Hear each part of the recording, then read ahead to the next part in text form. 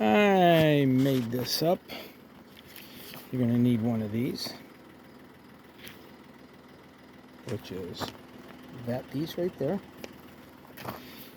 You're going to need this, which is this piece right here. And you're going to need this, which is this ring right here, and a little bit of chain. What I had to do is put the chain on a solid, like a vise or something that you can take a hammer, hold this with a pair of pliers, and hit it a couple times to give it a little bit of room to get this on.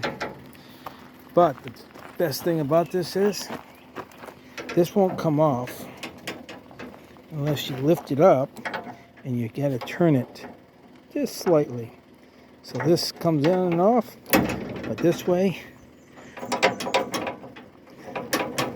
So anyways, gives you that little extra tailgate so you can carry longer pieces of wood.